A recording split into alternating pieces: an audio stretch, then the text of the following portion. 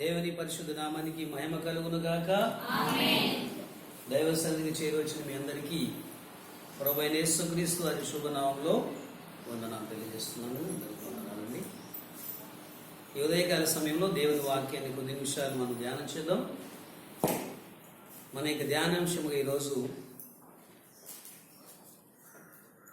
మొదటి దశలోనికి పత్రిక 5వ అధ్యాయము 14వ వాక్యం నుంచి 18వ వాక్యం వరకు చదువుదాము. అందరూ తీసి చూడండి. నేను చదువుతున్నాను, అందరూ చూడండి. సహోదరులారా, మేము మీకు బోధించినది ఏమనగా, అక్రమముగా నడుచుకున్న వారికి బుద్ధి చెప్పుడి, ధైర్యము చెడిన వారిని ధైర్యపరచుడి, బలహీనులకు ఓతనీయుడి, అందరి ఎడల దీర్ఘశాంతము గలవారైనడి, ఎవడును కీడులకు ప్రతి కీడు ఎవనికైనను చేయకుండా చూసుకొనుడి. మీరు ఒకరి ఎడల ఒకడును మనుషులందరి ఎడలను ఎల్లప్పుడూ మేలైన దానిని అనుసరించి నడుచుకునుడి. ఎల్లప్పుడూ సంతోషముగా ఉండుడి, ఎడతెగక ప్రార్థన చేయుడి, ప్రతి విషయములను కృతజ్ఞతాస్తుతులు చెల్లించుడి. ఇలాగూ చేయుట యేసుక్రీస్తునందు మీ విషయంలో దేవుని చిత్తము. ఈ మాటలన్నీ చెప్పిన తర్వాత చివరిలో 18వ వచనంలో మనం గమనిస్తాము, ఇలాగూ చేయుట యేసుక్రీస్తునందు మీ విషయంలో దేవుని చిత్తము అంటున్నాడు. మన విషయంలో దేవుని చిత్తము ఏమైనదో, దేవుని చిత్తంలో భాగముగా మనం ఏమి చేయవలసి ఉన్నదో అనే విషయాల్ని అపోస్తలుడైన పౌలు గారు ఇక్కడ కొన్ని విషయాలు ధ్యానం చేస్తున్నారు, తెలియజేస్తూ ఉన్నారు. వాటిని గురించి మనము కొద్ది నిమిషాలు ధ్యానం చేద్దాం. మొట్టమొదటిగా, అక్రమముగా నడుచుకున్న వారికి బుద్ధి చెప్పుడి, ధైర్యము చెడిన వారికి ధైర్యపరచండి, బలహీనులకు ఓతనివ్వండి, అందరి ఎడల దీర్ఘశాంతము గలవారై ఉండుడి, కీడుకు ప్రతి కీడు చేయవద్దు, ఎల్లప్పుడూ మేలైన దానిని అనుసరించి నడుచుకొనుడి అనేటువంటి ఈ 6 సంగతులు ప్రేమతో ముడిపడి ఉన్నటువంటి విషయాలు. మిగిలినటువంటి 3 విషయాలు భక్తికి సంబంధించిన విషయాలు. ఎల్లప్పుడూ సంతోషంగా ఉండుడి, ఎడతెగక ప్రార్థన చేయుడి, ప్రతి విషయమందు కృతజ్ఞతాస్తుతులు చెల్లించుడి అనే 3 మాటలు భక్తికి సంబంధించిన మాటలు. మొదటి 6 మాటలేమో ప్రేమకు సంబంధించిన మాటలు, చివరి 3 మాటలేమో భక్తికి సంబంధించినటువంటి మాటలు. మన తోటి సహోదరుల పట్ల ప్రేమ లేకపోతే పైన చెప్పినటువంటి 6 విషయాలను మనము నెరవేర్చడానికి సాధ్యం కాదు. ప్రేమ కలిగి ఉండుట, అలాగే భక్తి కలిగి ఉండుట మన విషయంలో దేవుని చిత్తమై ఉన్నది అని వాటిలో కొన్ని సంగతులు పౌలు గారు ఇక్కడ ప్రస్తావన చేస్తున్నారు. అక్రమముగా నడుచుకున్న వానికి బుద్ధి చెప్పుడి అనేటువంటి మాటను గురించి పోయిన వారం మనం ధ్యానం చేశాం. ఇది కూడా ప్రేమలో ఒక భాగమే. ఎవరైనా సహోదరుడు మార్గం తప్పి దేవుని వాక్యానికి వ్యతిరేకంగా నడుస్తూ ఉంటే, జీవిస్తూ ఉంటే, అతన్ని చూచి చూడకుండా వెళ్ళిపోవడం అనేది అది ప్రేమకు నిదర్శనం కాదు. కానీ అతని జీవితం బాగు చేయాలనే ఉద్దేశంతో అతని తప్పుని చూపించి హెచ్చరించి అతన్ని బుద్ధి చెప్పడం అనేటువంటిది అతన్ని ప్రేమిస్తున్నాము అనడానికి అది ఒక రుజువు అయినది. దేవుని స్తోత్రం, హల్లెలూయా. మన సహోదరులను మనం నిజంగా ప్రేమించే వారమైతే వారి యొక్క లోపాలను సరిదిద్ది వారికి బుద్ధి చెప్పేటువంటి కార్యక్రమాన్ని చేయాలి. అలా చేయడం అనేటువంటిది దేవుని చిత్తంలో ఒక భాగమైనదని పౌలు గారు జ్ఞాపకం చేస్తూ ఉన్నారు. ఈ విషయాన్ని మనం పోయిన వారం విస్తారంగా ధ్యానం చేశాము. మిగిలినటువంటి విషయాలు ఈరోజు దేవుని వాక్యం నుంచి ఆలోచించేద్దాం. తరువాత మనకు చెప్పబడిన మాట ఏంటంటే, ధైర్యము చెడిన వారిని ధైర్యపరచుడి అని దేవుని వాక్యం సెలవిస్తుంది. ప్రేమను కనపరిచేటువంటి విషయంలో మరొక విషయం ఏంటంటే, ధైర్యము చెడినటువంటి వ్యక్తిని మనము ధైర్యపరచాలి.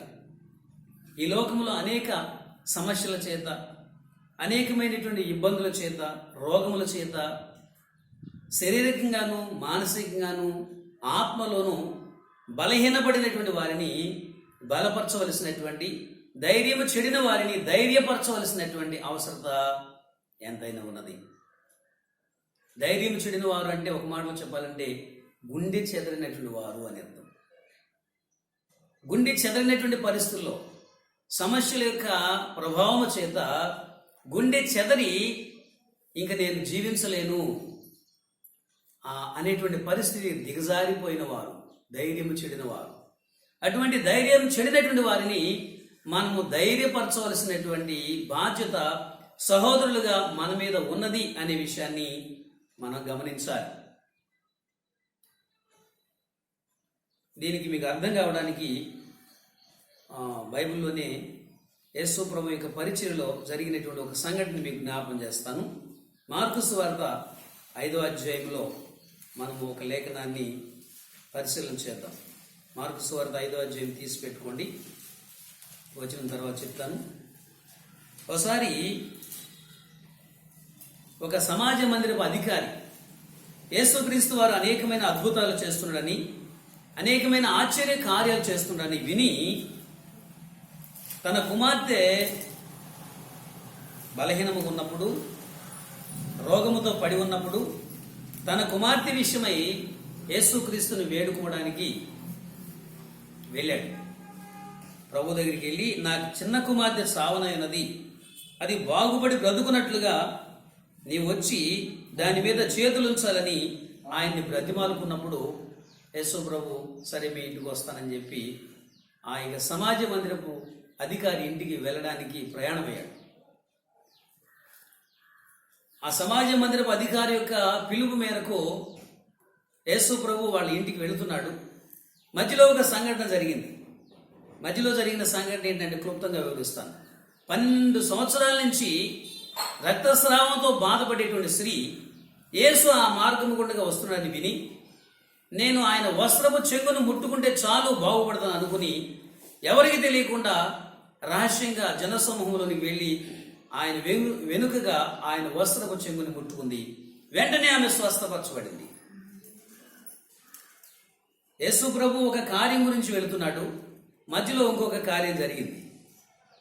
ఆ కార్యాన్ని చూసినటువంటి ఈ సమాజ మందిరపు అధికారి ఏమనుకున్నాడంటే, ఈ 12 సంవత్సరాల నుంచి వ్యాధిగ్రస్తురాలుగా ఉన్నటువంటి, బలహీనురాలుగా ఉన్నటువంటి ఈమెని యేసయ్య స్వస్థపరిచాడంటే నా కుమార్తెను కూడా స్వస్థపరుస్తాడు. ఇంకా నా కుమార్తెకి ఎటువంటి డోకా లేదు అని ఇంకా విశ్వాసంలో బలపడి ఇంకా సంతోషంగా యేసు ప్రభు వారిని తీసుకెళ్తా ఉన్నాడు. అయితే అంతలోకి వచ్చినటువంటి ఒక పిడుగు లాంటి వార్త ఏమిటంటే 5వ అధ్యాయం మార్కు సువార్త 35వ వచనం ఇప్పుడు చదవండి. ఆయన ఇంకనూ మాట్లాడుతుండగా సమాజ మందిరపు అధికారి ఇంటి నుండి కొందరు వచ్చి, నీ కుమార్తె చనిపోయినది, నీవికను బోధకుని ఎందుకు శ్రమ పెట్టుదు అని. చాలు. ఎంతో ఆశతో ఎంతో విశ్వాసముతో యేసుక్రీస్తు వారిని తన ఇంటికి తీసుకెళ్లి తన కుమార్తెని బాగు చేసుకోవాలనే తలంపుతో ఉన్నటువంటి సమాజ మందిరపు అధికారికి ఉన్నట్టుండి ఒక వార్త వచ్చింది. ఆ వార్త ఏంటంటే, నీ కుమార్తె చనిపోయింది, ఇక బోధకుడిని శ్రమ పెట్టవద్దు అనేటువంటి వార్త వచ్చింది. అప్పుడు అతని పరిస్థితి ఎలా ఉండదో ఒకసారి ఊహించాడు. ఎంతో విశ్వాసంతో ఎంతో ఉత్సాహంతో తన కుమార్తెను బ్రతికించుకోవాలనేటువంటి ఆశతో యేసు ప్రభువును తన ఇంటికి తీసుకుని వెళుతున్నటువంటి ఇక సమాజ మందిరపు అధికారి ఆ వార్త విన వెంటనే ఎంతో నిరుత్సాహానికి, ఎంతో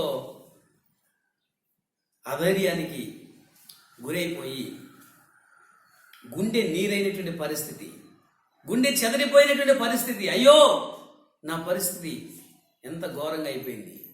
నా చిన్న కుమార్తెను బ్రతికిస్తాడని ఆశతో తీసుకెళ్తున్నాను, అయితే ప్రభు నా ఇంటికి రాకముందే నా కుమార్తె చనిపోయింది, ఎంత ఘోరం జరిగిపోయిందని మరి నేను అనుకుంటాను. ఆ తండ్రి ఎంత కుమిలిపోయాడో, ఎంత అధైర్యంతో కూలబడిపోయాడో అనుకుంటాను.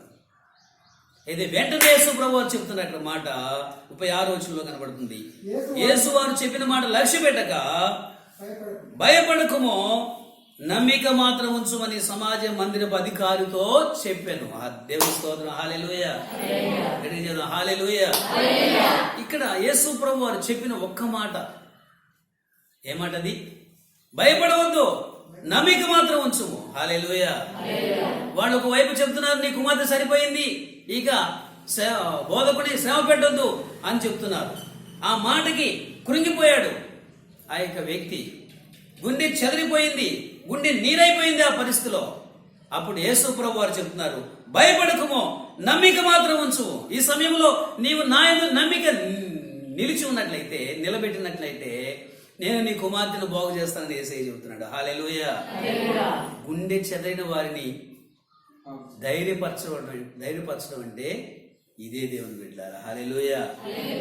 ఇక నా కుమార్తె సంగతి అంతే, నా కుమార్తె చనిపోయింది అనేటువంటి ఆ యొక్క నిరుత్సాహంలో, నీరుగారిన స్థితిలో ఉన్నప్పుడు యేసయ్య ఆ చెదిరిపోయిన గుండెని ఏం చేస్తున్నాడు? ధైర్యపరుస్తున్నాడు. హల్లెలూయా. నమ్మిక మాత్రం ఉంచయ్యా, భయపడవద్దు, నీ కుమార్తె బ్రతుకుతుంది అని యేసయ్య చెప్పాడు. చెప్పి ఆ సమాజ మందిరపు అధికారి ఇంటికి వెళ్ళిపోయాడు. యేసు ప్రభు అక్కడి నుంచి వెలుదిరిగి వెళ్ళలేదు. సమాజ మందిరపు అధికారి ఇంటికి వెళ్ళి తన 12 మంది శిష్యుల్లో 3 ప్రత్యేకంగా ఏర్పాటు చేసుకుని ఆ 3 సహా ఆ సమాజ మందిరపు ఇంటిలోనికి వెళ్ళాడు. ఆ చిన్నది పండుకున్నటువంటి గదిలోనికి వెళ్ళాడు. వెళ్ళి ఆమె మీద చేయి పెట్టి అన్నాడు, తలితా కుమి అని ఆమెతో చెప్పాడు. ఆ మాటకు చిన్నదానా లేము అని అర్థం. వెంటనే ఆ చిన్నది లేచి నడవసాగెను. ఆమె 12 సంవత్సరముల ప్రాయము గలది. వెంటనే వారు బహుగా విస్మయం పొందిరి. దేవుని స్తోత్రం. హల్లెలూయా. గట్టిగా చేద్దాం. హల్లెలూయా. యేసుక్రీస్తు వారు తన పరిచర్యలో గుండె చెదరినటువంటి వారిని ధైర్యపరిచేటువంటి పరిచర్య చేశాడు. గుండె నీరైపోయినటువంటి వారిని చూచి గమనించి వారి యొక్క గుండెను బలపరిచాడు, వారి యొక్క మనసును దృఢపరిచాడు. దేవుని స్తోత్రం. హల్లెలూయా. ప్రభునందు ప్రియమైన దేవుని బిడ్డలారా, ఆ బాధ్యత దేవునిది ఒకటిదే అని అనుకోకూడదు. కానీ ఆ పని దేవుని పనే కానీ మన పని కాదని అనుకోకూడదు. కానీ మనం ఏం చేయాలి? సమస్యల చేత, ఇబ్బందుల చేత, రోగముల చేత కొట్టబడి జీవితంలో ధైర్యాన్ని కోల్పోయినటువంటి వారికి, జీవితంలో ధైర్యం చెడినటువంటి వారిని మనము ధైర్యపరచవలసినటువంటి అవసరం ఉన్నది. వారికి ధైర్యము చెప్పవలసినటువంటి అవసరం ఉన్నది. అది దేవుని బిడ్డలుగా మన బాధ్యత. అది దేవుని చిత్తమై ఉన్నది. దేవుని స్తోత్రం. హల్లెలూయా. హల్లెలూయా. జీవితంలో ఓడిపోయి ఆర్థికంగాను, కుటుంబ పరంగాను, అనేక రీతులుగాను, ఆరోగ్యపరంగాను అనేక రీతులుగా నష్టపోయి, ఒక రకంగా చెప్పాలంటే ఊబిలో కూరికిపోయి వాళ్ళు ఇక నేను బ్రతకలేను, నా కుటుంబాన్ని ముందుకు కొనసాగించలేను, నా బ్రతుకుని ముందుకు కొనసాగించలేను అనేటువంటి పరిస్థితికి ఎవరైతే వచ్చారో వారు గుండె చెడిన వారు, ధైర్యం చెడిపోయిన వారు. అటువంటి వారిని మరలా ధైర్యపరచవలసినటువంటి, ఏం పర్వాలేదు, ముందు మంచి రోజులు ఉంటాయి, దేవుడు నీ జీవితంలో ఒక మంచి రోజుల్ని అనుగ్రహిస్తాడు, సహాయం చేస్తాడు నీకు అని చెప్పి మనము ధైర్యపరిచి విశ్వాసంలో నిలబెట్టి వారు ఇంకా ముందుకు సాగేటట్లుగా ప్రోత్సహించవలసినటువంటి అవసరం ఎంతైనా ఉంది. దేవుని స్తోత్రం. హల్లెలూయా. అన్నంపల్లిలో మరి చంద్రకళ వాళ్ళు మీకు బాగా తెలుసు. వాళ్ళు ఒకప్పుడు 2012-13 సంవత్సరాల సమయంలో ఆమె చాలా గుండె చెదరినటువంటి పరిస్థితి, చాలా నిరుత్సాహమైనటువంటి పరిస్థితి. జీవితంలో ఇక నేను పైకి రాలేను, నా కుటుంబం పైకి రాలేదు. వాళ్ళు ఎలా జీవిస్తున్నారంటే ఆ పరిస్థితుల్లో జీవిస్తున్నారనేటువంటి పేరు ఉంది, కానీ జీవితంలో ఎటువంటి సమాధానం కానీ, సంతోషం కానీ, ఉత్సాహం కానీ ఏమీ లేదు. అటువంటి పరిస్థితుల్లో ఆమె 2012 డిసెంబర్ 25న మొదటిగా మందిరానికి వచ్చింది. ఆ తర్వాత ఆమె దగ్గరికి వెళ్ళాం. 2013 ఫిబ్రవరి మాసం నుంచి ఆవిడ దగ్గరికి వెళ్ళడం ప్రారంభించాం. ఆ సమయంలో మేము ప్రభువుని బట్టి, ప్రభు వాక్యాన్ని బట్టి ధైర్యపరుస్తూ, ఏం పర్లేదమ్మా, దేవుడు సహాయం చేస్తాడు, దేవుడు మిమ్మల్ని ఆశీర్వదిస్తాడు, మీ స్థితిగతులను మారుస్తాడని చెప్పి చెప్తూ వచ్చినప్పుడు ఆ పరిస్థితుల్లో, ఆ స్థితిగతుల మధ్యన అన్నయ్య వాళ్ళు ఇలా చెప్తారు కానీ మా పరిస్థితి ఎలా మారుతుంది, మా స్థితిగతులు ఎలా మారుతాయి అనేటువంటి ఒక క్వశ్చన్ మార్క్ ఉండేది. కానీ వారిని ధైర్యపరుస్తూ వారి కోసం ప్రార్థన చేస్తూ వచ్చినప్పుడు కాలగమనాన్ని కొన్ని సంవత్సరాలు గడిచేసరికి స్థితిగతులన్నీ కూడా దేవుడు మారుస్తూ వచ్చాడు. దేవుని స్తోత్రం. హల్లెలూయా, హల్లెలూయా. 2016 సంవత్సరం ఫిబ్రవరి కల్లా సుమారు ఒక 3 సంవత్సరాల సమయానికి పరిస్థితులన్నీ కూడా మారిపోయినాయి. ఇప్పుడు ఇంట్లో వాళ్ళందరూ కూడా మంచిగా కష్టపడుకుని మంచిగా కుటుంబాన్ని ముందుకు నడిపించేటువంటి స్థాయికి రాగలిగారు. ప్రియమైన దేవుని బిడ్డలారా, ఈ ధైర్యము చెడిన వారిని ధైర్యపరిచే పని సహోదరులుగా, సహోదరులుగా మనందరం కూడా చేయవలసినటువంటి అవసరత ఉన్నది. ధైర్యపరిచే పరిచర్య, బలపరిచేటువంటి పరిచర్య మనం జరిగించవలసినటువంటి అవసరం. భక్తుడైన దావీదు గురించి మనం అప్పుడప్పుడు ధ్యానం చేస్తుంటాం. దావీదు కూడా ఒకానొక సమయంలో గుండె చెదరిన పరిస్థితులు ఉన్నప్పుడు అతని స్నేహితుడైనటువంటి యోనాతాను అతన్ని ధైర్యపరిచినట్లుగా దేవుని వాక్యంలో చూస్తాం. ఎందుకు దావీదు బలహీనం అయిపోయాడంటే, ఫిలిస్తీయ సూర్యుడైనటువంటి గొల్యాతుని ఇజ్రాయేల్ పక్షంగా జయించాడు. అంత గొప్ప సూర్యుని జయించినప్పుడు మరి అతనికి ఎందుకు నిరుత్సాహ పరిస్థితులు వచ్చినాయి అంటే, అంత గొప్ప సూర్యుడైనటువంటి గొలియాతును జయించిన తర్వాత యెరూషలేము స్త్రీలు ఆ వార్త తెలుసుకుని సౌలు 1000 కొలదిగాను దావీదు 10,000 కొలదిగాను శత్రువులు జయించారని జై జై నినాదాలు చేశారు. ఆ జై జై నినాదాలే ఇజ్రాయేలుకు రాజు అయినటువంటి సౌలుకి నచ్చలేదు. ఆ రోజు నుంచి దావీదు మీద విషపు చూపు నిలిపి దావీదుని చంపాలని అనేక ప్రయత్నాలు చేశాడు. ఆ పరిస్థితుల్లో దావీదు గారు కొండల్లోనూ, గుహల్లోనూ, అరణ్యాల్లోనూ జీవిస్తున్నాడు. ఆ యొక్క నిరుత్సాహమైన పరిస్థితుల్లో, ఆ గుండె చెదిరిన పరిస్థితుల్లో ఇక నా జీవితంలో మరి నేను బయటపడలేను, ఈ సౌలు చేతిలో ఎప్పుడోసారి చనిపోతాను అనేటువంటి నిర్ణయానికి వచ్చేసాడు దావీదు. ఎప్పుడైనా సరే, ఏ సమయంలోనైనా సరే సౌలు నన్ను చంపేస్తాడు, నా జీవితం ముగించేస్తాడనేటువంటి నిరుత్సాహ పరిస్థితికి, గుండె చెదిరిన పరిస్థితికి వచ్చాడు. ఆ స్థితిలో ఉన్నటువంటి దావీదు ఒకసారి యోనాతాను దగ్గరికి వచ్చి అంటున్నాడు, ఇదిగో నేనేం చేశానని నీ తండ్రి నన్ను ఇలాగా తరుముతూ ఉన్నాడు, నన్ను చంపడానికి ప్రయత్నం చేస్తూ ఉన్నాడు. నీ తండ్రి చంపడం కంటే, నీ తండ్రి చేతిలో చావడం కంటే నీ చేతిలోనే చనిపోవడం మంచిది, నువ్వే నన్ను చంపు అని చెప్పి యోనాతానుతో చెప్తున్నాడు.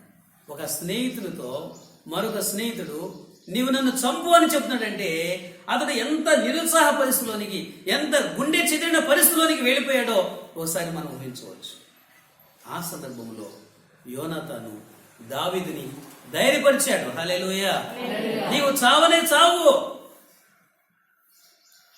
నా తండ్రి నాకు చెప్పకుండా ఏ కార్యాన్ని కూడా చేయడు. ఒకవేళ నా తండ్రి నిన్ను చంపను ఉద్దేశించినట్లయితే నేను నిన్ను తప్పిస్తాను, నీ ప్రాణాన్ని కాపాడుతాను అని చెప్పి అతన్ని ధైర్యపరిచి అతన్ని పంపించాడు. ఆ విధంగా దావీదు యోనాతాను వలన ధైర్యము పొందినటువంటి వాడై మరి సౌలు చేతిలో పడకుండా కాపాడబడినట్లుగా మనము మొదటి సమయాల గ్రంథం 20 అధ్యాయంలో చూస్తాం. తర్వాత మీరు చదువుకోండి. ప్రియమైన దేవుని బిడ్డలారా, గుండె చెదరిన వారిని లేక ధైర్యము చెడిన వారిని ధైర్యపరిచి వారిని ప్రభు కొరకు నిలబెట్టవలసినటువంటి అవసరత ఎంతైనా ఉన్నది. దేవుని బిడ్డలుగా అది మన యొక్క బాధ్యత. దేవుని స్తోత్రం. హల్లెలూయా. మూడవ మాట మనం చూస్తాము, బలహీనులకు ఓతనీయుడి అని దేవుని వాక్యం సెలవిస్తుంది. ఓతనీయుడి అంటే, ఓత అంటే అర్థం అంటే ఓతం ఇవ్వండి అని అర్థం. ఓతం ఇవ్వడం అంటే ఏంటి? చిన్నపిల్లవాడు నడక నేర్చుకునేటప్పుడు మనం ఏం చేస్తాము? అతని చేతిని పట్టుకుని నడిపించడానికి ప్రయత్నము చేస్తాం. అంటే మన చేతిని అతని చేతికి ఏం చేస్తాం? సపోర్ట్గా ఇస్తాం, సహాయకరంగా ఇస్తాం. అంతేనా కదా? కొంతకాలానికి ఏం చేస్తాడు, నడక మంచిగా నేర్చుకుంటాడు. బాగా నడుస్తున్నాడు అన్న సమయానికి మనం చెయ్యి వదిలేస్తాం. చెయ్యి వదిలేసినా కానీ పర్లేదు అనుకున్నప్పుడు మనం చెయ్యిని విడిచిపెట్టేస్తాం. అలాగే బాగా వయసు అయిపోయినటువంటి వాళ్ళు, ఒక 70 సంవత్సరాలు 80 సంవత్సరాలు అయినటువంటి వాళ్ళు నడవలేక ఏం చేస్తారో తెలుసా? నడవడానికి సపోర్టుగా 3వ కాలు తెచ్చుకుంటారు. 3వ కాలు అంటే అర్థం అవుతుంది మీకు? ఒక కర్రను సపోర్ట్గా తెచ్చుకుంటారు. అది ఊత అంటే బలం అన్నమాట. నడవడానికి ఒక సపోర్ట్, ఒక సహాయం. మనము మన తోటి సహోదరులైనటువంటి వారికి, ఎవరికి? బలహీనులైనటువంటి వారికి ఏం చేయాలి? మనము బలముగా ఉండాలి. దేవుని స్తోత్రం, హల్లెలూయా. బలహీనులైనటువంటి వారికి మనము బలముగా ఉండాలి. వారిని బలపరిచి దేవుల్లో నడవలేనటువంటి వారిని నడిపించే రీతిగా ఉండాలి. అంతేగాని మనకంటే బలహీనమైనటువంటి వారిని చూసి నీకంటే నేనే భక్తుడిని, నీకంటే నేనే బాగా భక్తిలో ఎదుగుతున్నానని చెప్పి వారి బలహీనను బట్టి వారిని అధైర్యపరచడము, లేదంటే ఇంకా బలహీనపరచడం కాదు. కానీ మనం ఏం చేయాలి? వారు దేనిలో బలహీనులు ఉన్నారో, దేనిలో వెనుకబడి ఉన్నారో, వారు దానిలో ముందుకు సాగడానికి మనము వారిని ప్రోత్సహించవలసినటువంటి, బలపరచవలసినటువంటి ఆవశ్యకత ఎంతైనా ఉన్నది. హల్లెలూయా. యెషయా గ్రంథము 40వ అధ్యాయము 11వ వచనంలో ఒక చక్కని మాట వ్రాయబడింది. ఒకసారి ఆ మాటని చదువుదాం.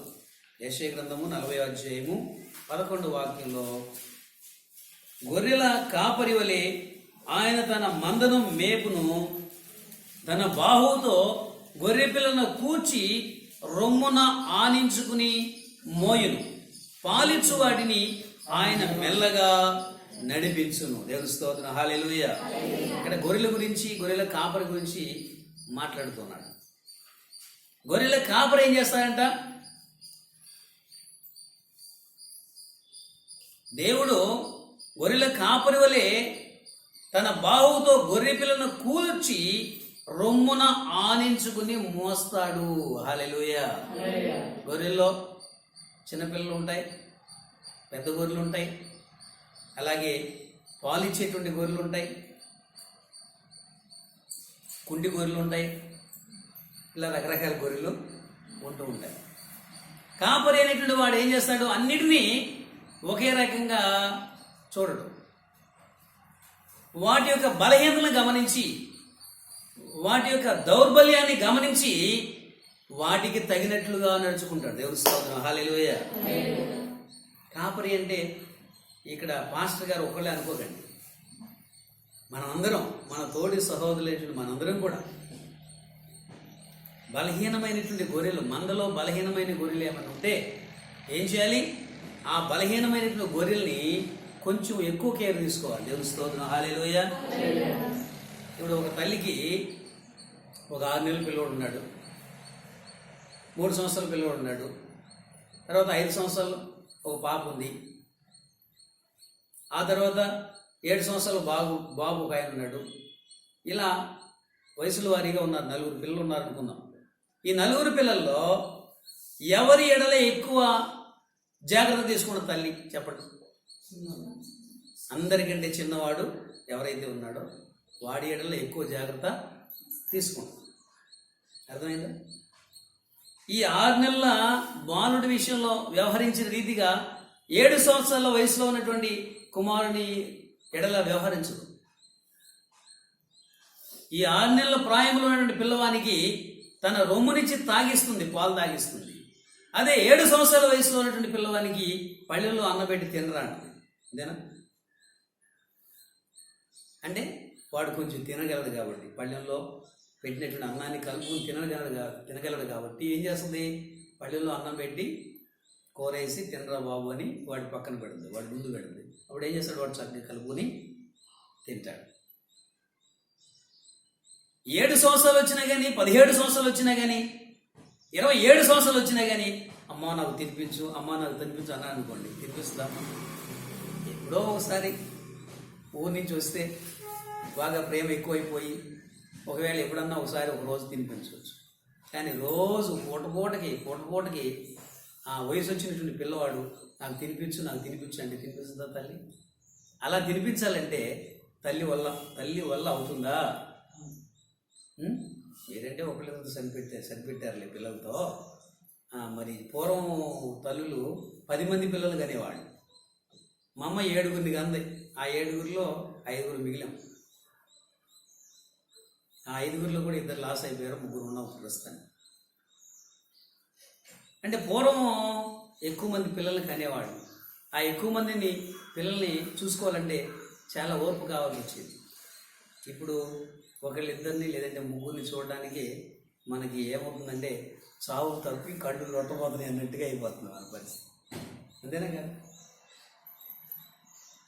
అప్పుడప్పుడు అంటాం, ఆ కాలంలో అంతమందిని ఎలా సాగారు, నేను 2-3కే చచ్చిపోతున్నాను సాకలేక అంటూ ఉంటారు. ఆ కాల పరిస్థితులు వేరనుకోండి, ఈ కాల పరిస్థితులు వేరు.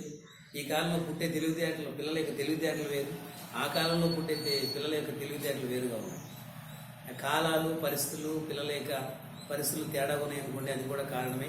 ఇంకో విషయం ఏంటంటే, ఆనాడు తల్లులకు ఉన్నటువంటి ఓర్పు ఈనాడు తల్లులకు కూడా లేదు. అంతా పిల్లల మీద వేసేయకూడదు. తల్లుల దగ్గర కూడా ఆనాడు తల్లుల దగ్గర ఉన్నటువంటి ఓర్పు ఈనాడు తల్లుల దగ్గర లేదు, అంత ఓర్పు లేదు. కాబట్టి సాకలేకపోతున్నాం, ఎక్కువ మందిని సాకలేకపోతున్నాం. సరే, విషయానికి వద్దాం. ఇక్కడ కాపరి గురించి, గొర్రెల గురించి మాట్లాడుతున్నాడు. ఈ కాపరి ఏం చేస్తాడంటే, గొర్రెల యొక్క పరిస్థితిని గమనించి ఆ గొర్రెలకి తన యొక్క బాధ్యతని, తన శ్రద్ధను చూపిస్తాడు. దేవుడు ఇక్కడ ఏం చేస్తాడంట, గొర్రెల కాపరి వలె తన మందని మేపుతాడంట. తన బాహువుతో గొర్రె పిల్లలను కూర్చి రొమ్మున ఆనించుకుని మోస్తాడంట. దేవుని స్తోత్రం, హల్లెలూయా. ఇంకో మాట ఉంది, పాలిచ్చు వాటిని ఆయన మెల్లగా నడిపించును. అంటే ఈ బాధ్యత దేవుడిదేనండి, ఇంక మాది కాదండి అంటారా? ఉదాహరణకి మనకు అర్థం కావడానికి, దేవుడు ఎలాగా కాపరి గొర్రె పిల్లల్ని ఏ విధముగా కాస్తాడో, వాటిని మోస్తాడో, వాటిని నడిపిస్తాడో అనేది ఉదాహరణగా చెప్పబడింది.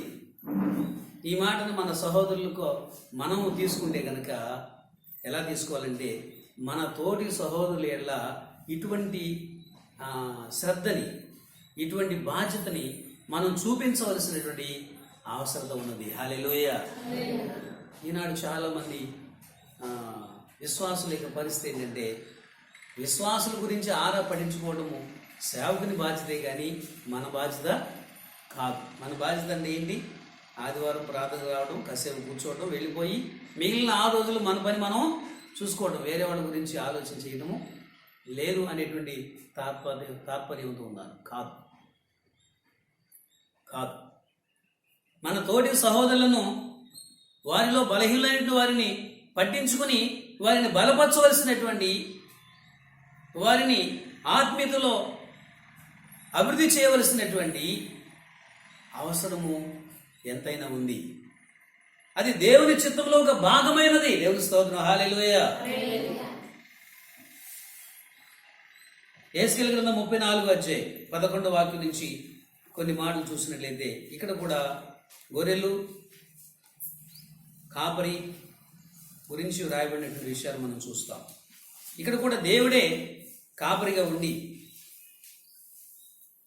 తన గొర్రెలైనటువంటి మనుషుల్ని ఏ విధముగా నడిపిస్తాడో, ఏ విధంగా బలపరుస్తాడో అనేటువంటి విషయములు వ్రాయబడి ఉన్నాయి. ప్రభువైన యెహోవా సెలవిచ్చినది ఏమనగా, ఇదిగో నేనే నా గొర్రెలను వెదకి వాటిని కనుగొందును.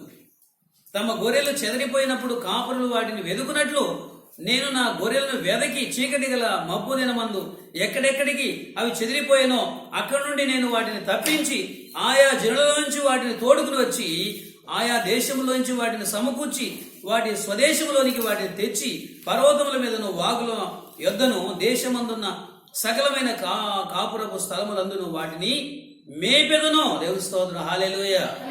దేవుడు ఇశ్రాయేలు ప్రజల గురించి ఈ మాటలు చెప్తున్నాడు. వాస్తవానికి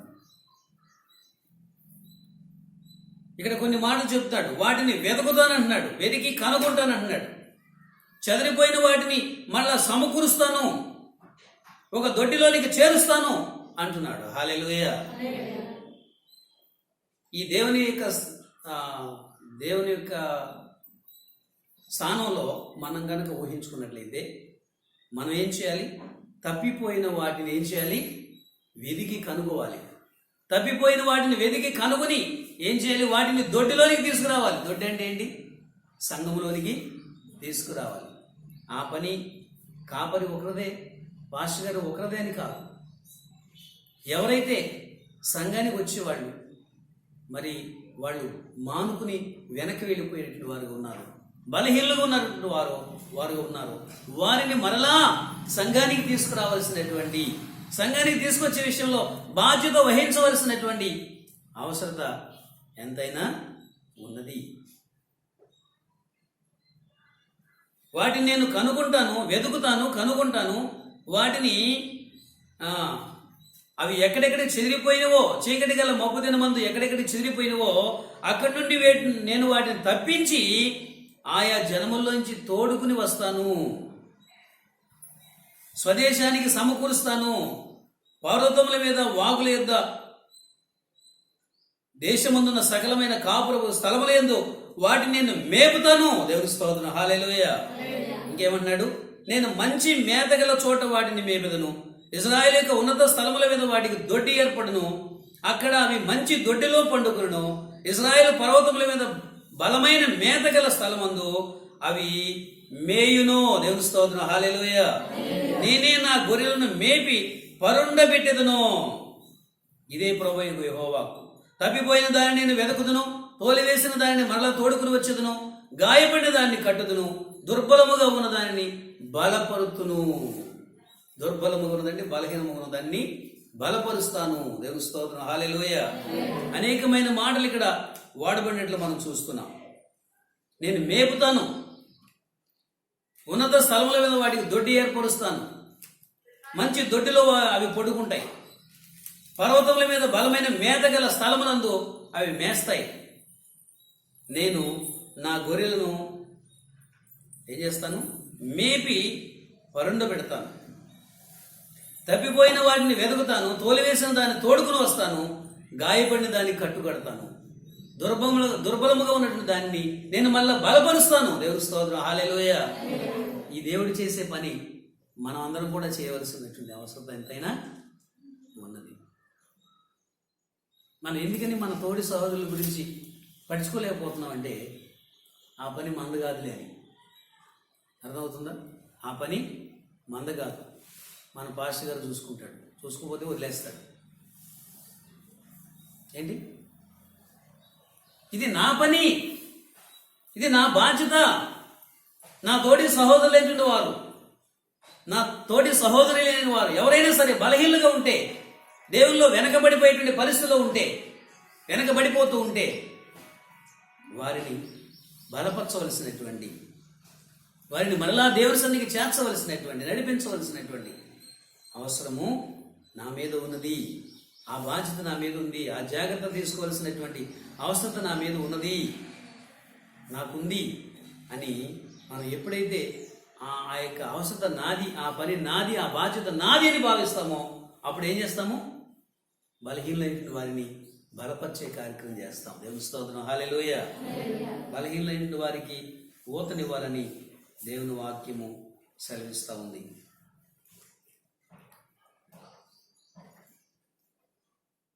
మరొక 3 సంగతులు నేను క్లుప్తంగా చెప్పి ముగిస్తాను.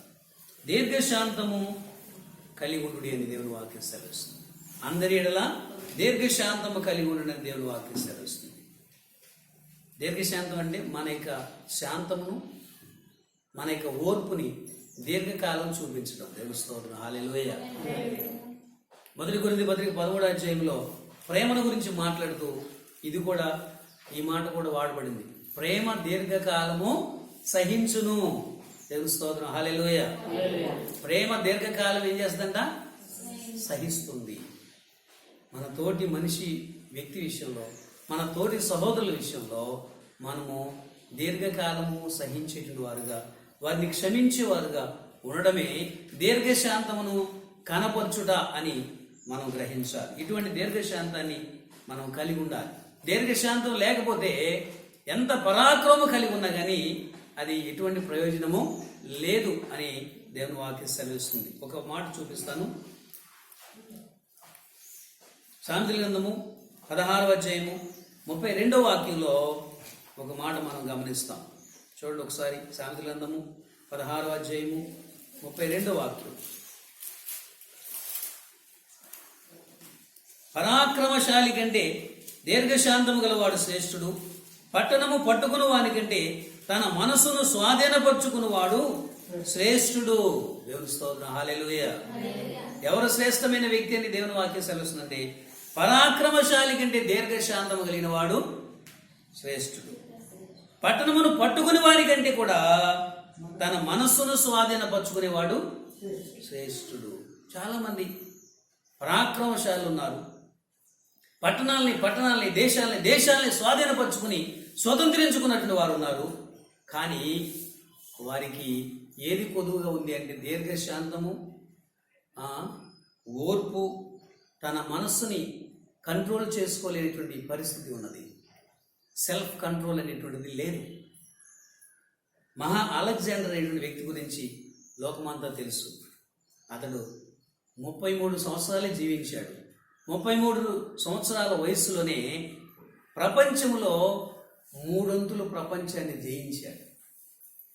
3 వంతులు ప్రపంచాన్ని జయించాడు. ఆ మిగిలిన 25% కూడా జయించాలి, నేనే ప్రపంచ చక్రవర్తిని అనిపించుకోవాలని చాలా ప్రయాసపడ్డాడు. మన భారతదేశం మీద కంట 13 సార్లు 8 సార్లు దండెత్తి వచ్చాడు. పురుషోత్తముడు అనేటువంటి వ్యక్తి ఆ యొక్క అలెగ్జాండర్ నివారించాడు. పూర్తిగా మన దేశాన్ని స్వాధీనపరచుకోలేకపోయాడు. తిరిగి వెళ్ళిపోతున్నటువంటి సందర్భంలో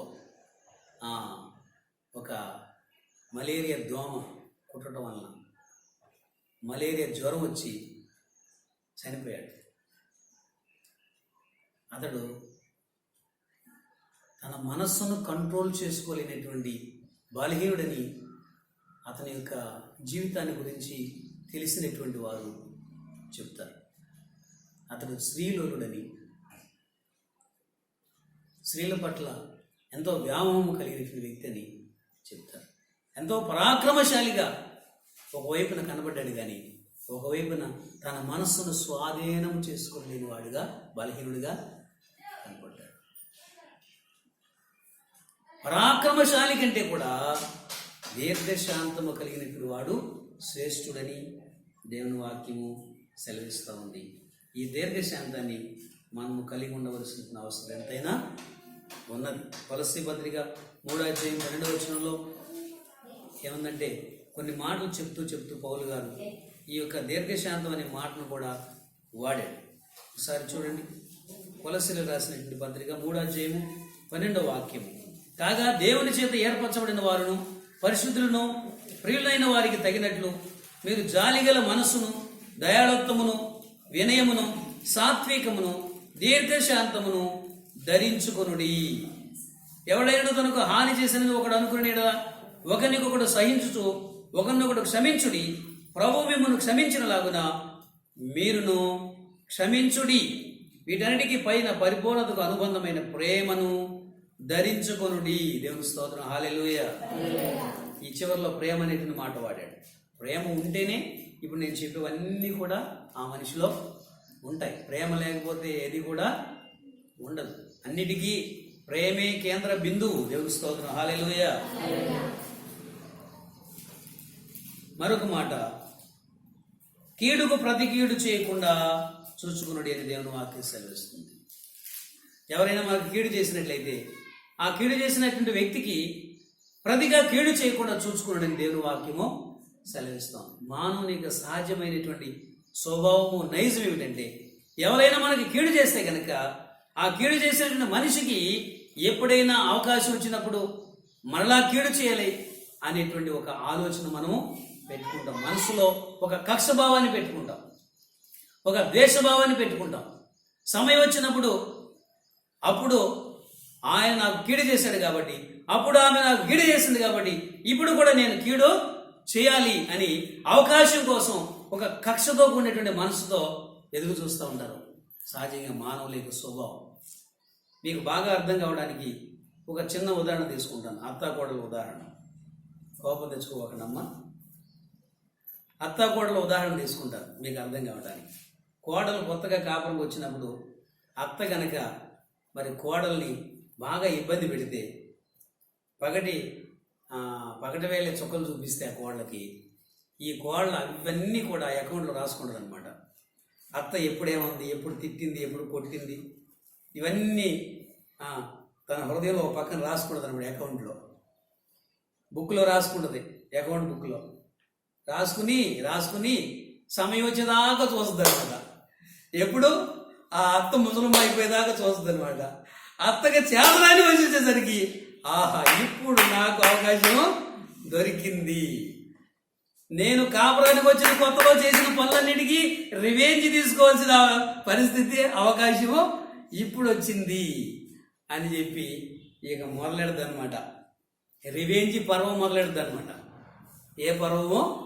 కక్ష సాధింపు పర్వము మొదలెడద్దు అనమాట. ఇక మొదలెట్టి పొద్దున పూట వండిన అన్నం సాయంత్రం వండిన అన్నం మళ్ళీ రేపు పొద్దున పెట్టి సద్ది కూరలో సద్ది అన్నం పెట్టి టార్చర్ చేయడం మొదలెడదు. ఏంటమ్మా ఇటు పెడుతున్నావు అంటే, నువ్వు నేను కాపురానికి వచ్చిన కొత్తలో నన్ను ఇబ్బంది పెట్టలా,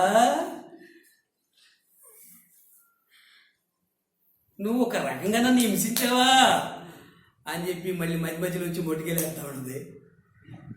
ఇంకా అప్పుడు అత్తకి ఏం చేసేది లేక ఏడ్చుకుంటా ముత్తుకుంటా తింటా ఉంటుంది. సహజంగా లోకంలో జరిగే తంతులు తమాషా. కానీ దేవుని వాక్యం ఏం చెబుతుంది? ఊరికి ఉదాహరణకి మీకు అర్థం కావడం చెప్తాను. ఇలాగా చాలా సంఘటనలు చెప్పవచ్చు అనుకోండి. అన్నదమ్ముల మధ్య కానీ, లేదంటే అక్కా చెల్లెల మధ్య కానీ, ఇలా చాలా రకరకాలుగా జరుగుతూ ఉంటాయి. ఏంటయ్యా కాన్సెప్ట్ అంటే, వాళ్ళు నాకు కీడు చేశారు కాబట్టి నేను కూడా సందర్భం వచ్చినప్పుడు కీడు చేయాలి. దేవుని వాక్యం ఏం చెబుతుంది? కీడుకు ప్రతి కీడు చేయవద్దు. ఒక చిన్న ఉదాహరణ చెప్పను. పెళ్ళిళ్ళు అయినప్పుడు ఒక పెద్ద బుక్ మెయింటైన్ చేస్తారు. ఏ బుక్ అది? ప్రజెంటేషన్స్, ఎవరు ఎంత ఇచ్చారు, ఎవరు ఏ వస్తువు ఇచ్చారు అని ఒక పెద్ద బుక్. పెళ్లి కొడుకు తరపున ఒక ఆయన కూర్చుంటాడు, పెళ్లి కూతురు తరపున ఒక ఆయన కూర్చుంటాడు. మీరు ఇచ్చిన డబ్బులన్నీ రాసుకుంటాడు. పలానా సుబ్బాయమ్మ 100 రూపాయలు ఇచ్చింది, పలానా వెంకాయమ్మ 200 రూపాయలు ఇచ్చింది. మీ పేర్లు చెప్పట్లా, మీరు ఫీల్ అవుతారు. అంతా రాసుకుంటారు. రాసుకుని మళ్ళీ ఏం చేస్తారు?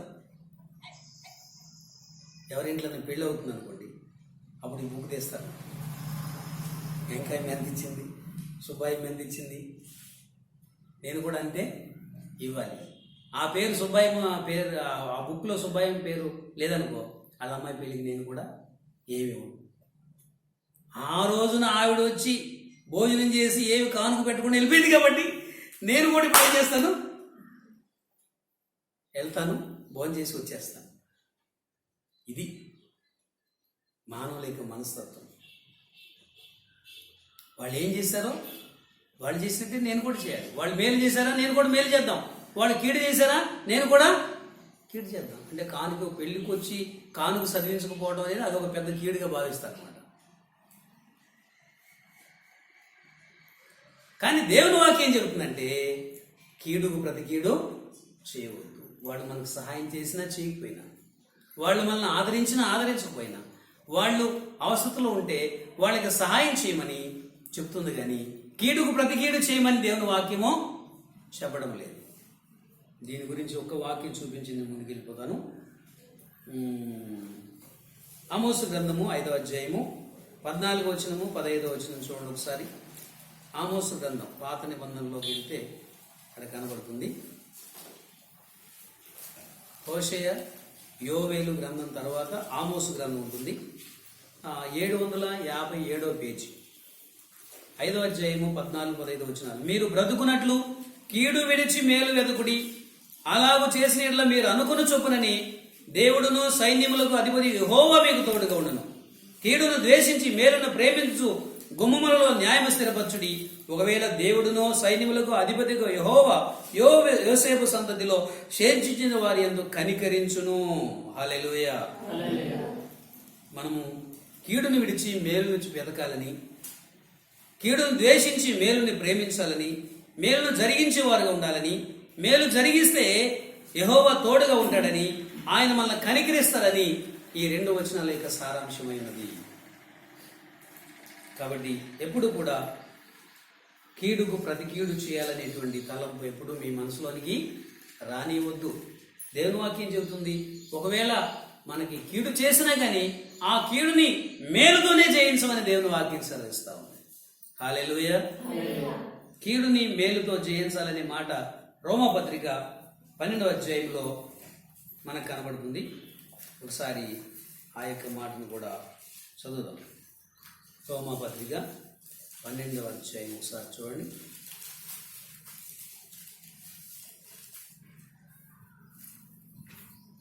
20-21. కాబట్టి నీ శత్రువు ఆకలిగా ఉంటే అతనికి భోజనం పెట్టుము, దప్పికొని ఉంటే దాహమేమో. అలాగు చేయటం వలన అతని తల మీద నిప్పులు కుప్పగా పోయేదు. కీడు వలన జయించబడక మేలు చేత కీడుని జయింతము. హల్లెలూయా. ఎవరైనా బాధలో ఉంటే, ఎవరైనా అవస్థలో ఉంటే మనం ఆలోచించాల్సింది వాడు మనకు మేలు చేశాడా కీడు చేశాడా అనేది కాదు. మనం ఆలోచన చేయాల్సింది అంతకుముందు వాడు మేలు చేసినా కీడు చేసినా ఏం చేసినా కానీ ఇప్పుడు మనము మేలు చేత అతన్ని జయించాలి. హల్లెలూయా. ఇంతకు ముందు మనకు కీడు చేసిన వానికి కూడా ఇప్పుడు మనం మేలు చేసినట్లయితే వాడు చేసిన కీడుని మనం చేసిన మేలుతో జయించవచ్చు. హల్లెలూయా. అయ్యో, నేను ఒకప్పుడు అతనికి కీడు చేసినా కానీ ఇప్పుడు నేను ఆపదలో ఉన్నప్పుడు, కష్టంలో ఉన్నప్పుడు, బాధలో ఉన్నప్పుడు, అవసరంలో ఉన్నప్పుడు నాకు వచ్చి ఇతడు సహాయం చేశాడు, మేలు చేశాడని చెప్పి నీ యొక్క మంచి మనసుని అర్థం చేసుకుని అతను నీకు శత్రువు వల్ల మిత్రువు అయిపోతాడు. దేవుని స్తోత్రం. హల్లెలూయా. శత్రువుని మిత్రువుగా మలుచుకునేటువంటి పద్ధతి ఏంటంటే కీడుకి మేలు చేయుట. దేవుని స్తోత్రం. హల్లెలూయా. కీడుకు ప్రతి కీడు చేయొద్దంటే అర్థం ఏంటంటే కీడుకి మేలు చేయండి అని దాని యొక్క భావమైనది. కీడుకు ప్రతిగా మనం ఏం చేయాలి? మేలు చేయాలి. దేవుని స్తోత్రం. హల్లెలూయా. చాలా మంది నేను కీడు చేయట్లేదండి, ఎవరికి హాని చేయట్లేదండి అంటారు.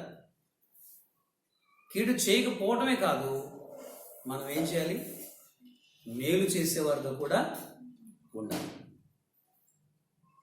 ఎల్లప్పుడూ మేలైన దానిని జరిగించుడని అదే కింద వచనంలో వ్రాయబడింది.